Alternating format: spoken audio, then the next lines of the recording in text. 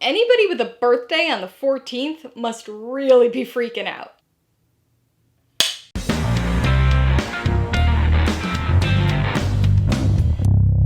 Hey everybody, welcome to Mainely Movies. Today I'm going to be talking about the 2024 mystery horror thriller, Longlegs. If you're new here, please consider subscribing for a variety of movie-related content like reviews, rank lists, and trailer reactions. All my reviews include a breakdown of the pros and cons, my rating, and some tailored film recommendations, so be sure to watch through to the end of this video for all of that extra content. Longlegs stars Maika Monroe, Nicolas Cage, and Blair Underwood, and was directed by Osgood Perkins. Set in the 90s, it tells the story of FBI agent Lee Harker as she investigates an occult-influenced serial killer known as Longlegs. It's becoming an increasingly more difficult thing to do in this day and age, but I managed to go into Longlegs as close to blind as possible. The only thing I knew was that Nicolas Cage played a serial killer. How'd I manage that? My local theaters only ever play 2 trailers ahead of movies, and never played this one for some reason. And over the years, I've gotten very good at unseeingly scrolling past social media posts about movies I haven't seen yet. So it wasn't until after seeing the movie that I finally saw all the gonzo marketing and heard the hyperbolic claims. And I think that all of that, or should I say lack of all of that, really helped me with this one. I could say with confidence that if I had gone into this movie with that marketing on my mind, I would have been underwhelmed. I certainly take pull quotes and early reactions with more than a few grains of salt, but few things irritate me more than hyperbolic statements about fear. It's such a subjective thing. What scares one person can have no effect on the next. And every horror and horror-adjacent film likes to run with that scariest movie of the year pull-quote advertising.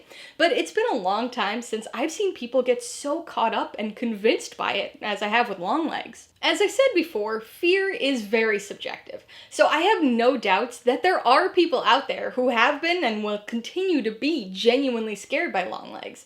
I also have no doubts that there are plenty of people out there, especially those who are well-versed in the genre and the many obvious influences of this film, who aren't even going to see a rise in their pulse when they watch it. Like I mentioned, I didn't see any of the hyperbolic marketing until after I watched the movie. So I went in expecting more of a serial killer thriller than a horror film, which is what it actually is. I know many will disagree with me on this classification, but I don't even really view serial killer police procedural movies as horror. Movies like this one, like The Silence of the Lambs, like Seven, thrillers for sure, often with a psychological edge, but horror? Of course, that being said, it's not like Longlegs is a pleasant walk in the park. There are definitely horrific elements to the story. It's unsettling, it's very disturbing at times, and it'll probably make your skin crawl more than once. Whether you personally find the movie scary or not, this film does overwhelmingly succeed at one thing: creating a chilling atmosphere.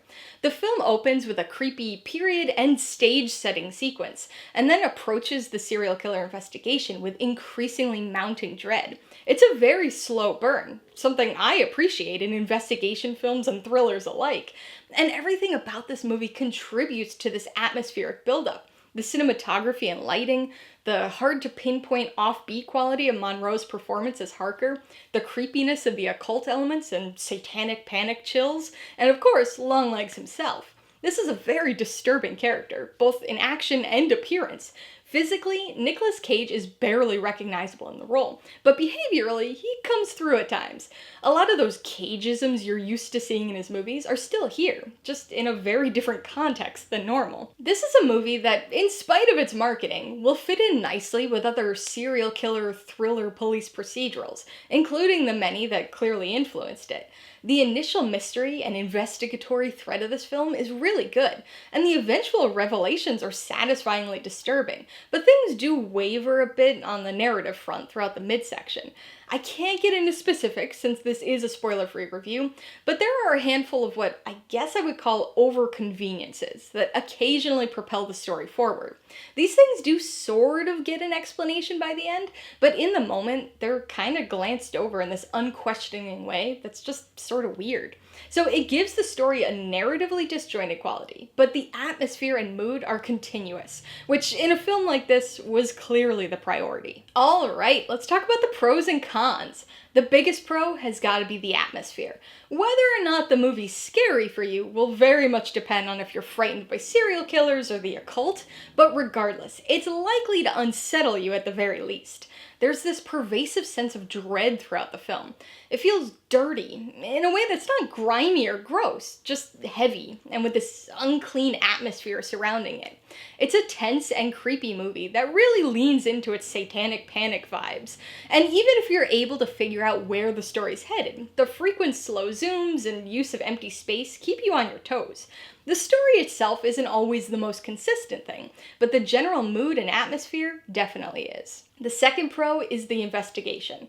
I like the supernatural as much as the next person, but it was the police procedural and mystery elements of the story that really worked for me here.